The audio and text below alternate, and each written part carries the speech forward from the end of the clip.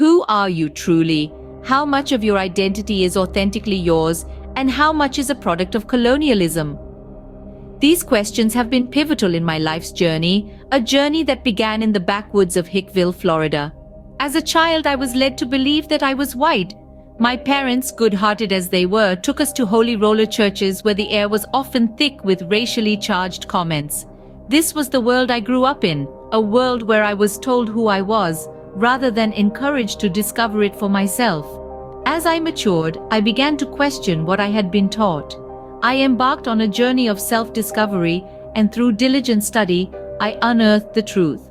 I am not just a white person, I am a Celtic Pict, a descendant of a people with a rich and ancient heritage. The Celtic people, like many others, fell victim to the machinery of colonialism.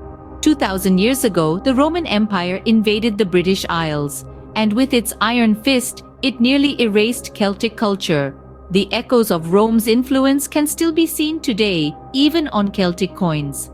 When Emperor Constantine converted the Roman Empire to Christianity, the Church gained unprecedented power. It dictated the course of nations, made and unmade kings.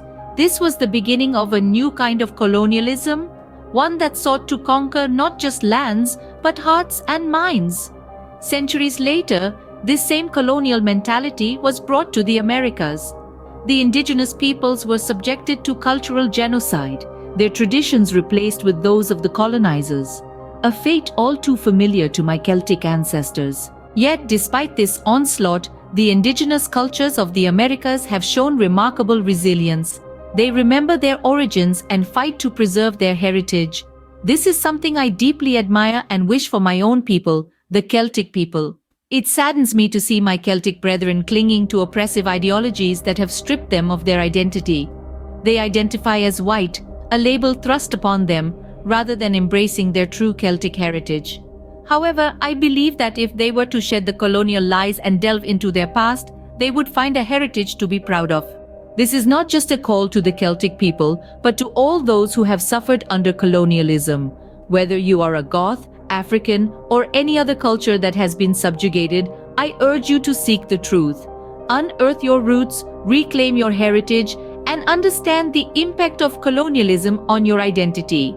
In conclusion, understanding one's cultural heritage and the impacts of colonialism is vital in reclaiming our authentic identities.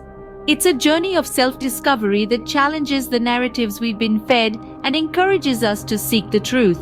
It's a journey that I believe can lead to a greater sense of self, pride, and unity among all cultures.